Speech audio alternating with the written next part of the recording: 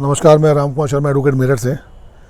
जब सड़कों पर सन्नाटे को चीरती हुई एम्बुलेंस जाती है ना, तो शरीर में अजीब सा कंपन हो जाता है। लगता है कि इसमें कोई आदमी की लाश आ रही है, लगता है कि इसमें कोई कोविड पेशेंट जा रहा है। जब हॉस्पिटल के बाहर का नज़ारा, भयावह नज़ारा हम देखते हैं ना, सिरहन हो जाती है पूरे शरीर के अंदर कि क्या हो गया हमारे देश को, क्या हो गया हमारे प्रदेश को, क्या हो गया हमारे शहर को।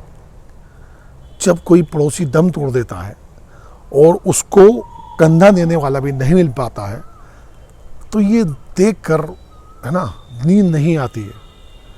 बड़ा मार्मिक और भावुक दृश्य होता है। बचते हैं लोग, बचने लगे हैं लोग।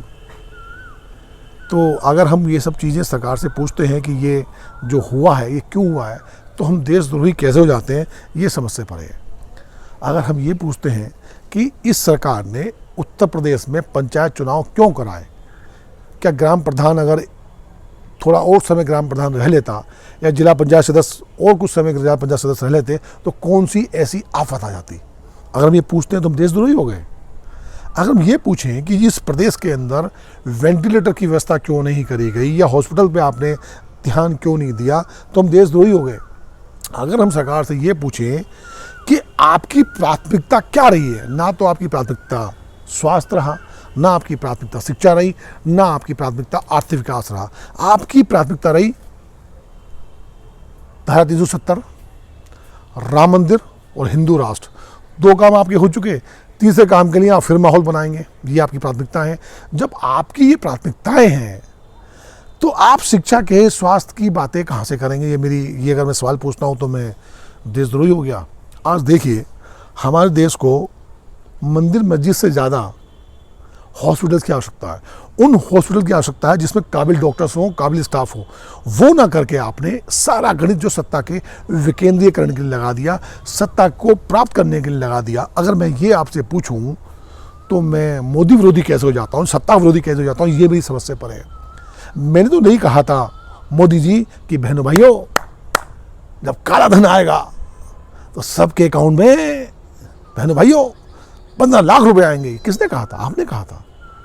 2 करोड़ रोजगार मिलेंगे। किसने कहा था? ये आपने कहा था मोदी जी। गैस सिलेंडर 400 रुपए का बहुत महंगा है, आपको सस्ता मिल जाएगा बहनों भाइयों। किसने कहा था? ये आपने कहा था ना।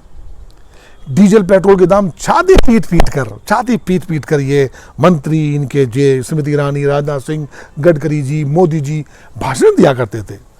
आज कितना है? 100 रुपए के आसपास है, कहीं कहीं उससे भी ज़्यादा है। ये किसने कहा था? ये आपने कहा था। अगर मैं पूछूं कि इसके रेट क्यों बढ़ रहे हैं तो कौन बताएगा? तो मैं देशद्रोही हो गया। सरकार बताए ना बताए, भक्त पहले आ जाते हैं कि ये पैसा विकास में लग रहा है। क्या पहले विकास नहीं हो रहा था? क्या ये जो विकास आज हुआ है, इस देश का, इस प्रदेश का जो विकास, जिस प्रकार का विकास किया है, लाशों के अंबार लगा दिए मोदी जी। आपकी नीति ने, आपकी सत्ता के लालच ने, आपके 5 राज्यों के चुनावों में आपने गत वर्ष इसमें कोई तैयारी नहीं करी, कोई इसमें प्रिकॉशंस नहीं ली, रोकथाम के लिए कोई आपने कोई व्यवस्था नहीं दी। तो ये अगर मैं पूछता हूँ तो मैं आपका विरोधी कैसे हो गया? मैं पूछता इसलिए कि मैंने भी तो आपको वोट दिया था ना। क्या मेरी गलती थी? हमें गलती है, अब आगे नहीं होगी, ये बात ठीक है, आगे तो होगी नहीं। तो मैं देशद्रोही कैसे हो गया, ये कोई भक्त बताएगा? मुझे कांग्रेस ही बता देंगे। भाई मैं तो किसी पार्टी में नहीं हूँ, मेरे जितने दोस्त हैं वो सब बीजेपी के अंदर हैं, फिर भी मैं कांग्रेसी हूँ। मैं सवाल करना कोई गलत है क्या? पंचायत चुनाव में 1000 से ज़्यादा सरकारी कर्मचारी मारे गए। वो इसलिए गए कि वो जो है अपनी नौकरी बचा लें, अपने परिवार को बचा लें, जीवन यापन करने के लिए। उनको क्या पता कि मौत को गले लगाकर आएंगे। अपने आप तो आए, मौत को गले लगाकर बीमारी लेकर आए, अपने परिवार में और फैला दी। परिवार खत्म हो गए। किसी के परिवार से 4 आदमी मर गए, किसी के 5 आदमी मर गए, किसी 3 आदमी मर गए। तड़प रहे हैं लोग, मर रहे हैं। अगर हम ये पूछें कि इनके लिए व्यवस्थाएं क्यों नहीं हो रही, तो हम देशद्रोही कैसे हो गए? भाई शर्म नहीं आती इस सत्ता को, है ना। अभी भी किसी ने कोई अभी सब लोग अपनी व्यवस्थाएं ठीक करने में लगे हुए हैं, या आप बेच ही रहे हैं। आपने पूरा देश बेच दिया साहब। आपने सारी संस्थाएं बेच, जो प्रॉफिटेबल इंस्टीट्यूशंस थे वो सब आपने बेच डाले। अगर हम पूछें तो हम देशद्रोही हो गए? नहीं है, हम देशद्रोही, हम देशभक्त हैं। हम आपसे ज़्यादा देशभक्त हैं। लेकिन आप कैसे देशभक्त हैं? देश आपने बेचा। व्यवस्थाएं आपने खराब कर दी, लोगों को आपने मार दिया, लोग परिवार के परिवार तबाह कर दिया आपने। हिंदू मुस्लिम की राजनीति में आप गाय भैंस की बात करते हैं, सारी गाय भैंस सड़कों पर घूम रही हैं, इनके लिए कोई व्यवस्था आपके पास है? नहीं है। अगर हम पूछें तो हम गौ माता के विरोधी हो गए। एक राज्य में गाय काटना अपराध है, दूसरे राज्य में उसको खुली छूट दे रखी है। अगर ये पूछें कि ये दोहरा कानून क्यों बन रहा है, तो हम देश विरोधी हो गए। आपका क्या है, एक देश एक विधान एक संविधान, और साथ में एक ही पार्टी रहे। सिर्फ आपका एक सूत्र कार्यक्रम है, कांग्रेस को खत्म करना, कांग्रेस के नेताओं को खत्म करना, साम दाम दंड भेद लगाकर, जैसे पौंडीचेरी में पूरी पार्टी तो आपने तोड़ डाली है ना। अगर हम ये पूछ रहे हैं आपसे, तो हम देशद्रोही हो गए। अगर आप ऐसे आरोप लगाओगे तो कैसे काम चलेगा भाई? अपनी मौत का अंधेरा कर रहे हैं क्या? ऐसे डर के भी क्या जीना यार? जिंदा हो तो जिंदा दिखने चाहिए भाई। आगे आओ, आगे बढ़ो, आवाज उठाओ।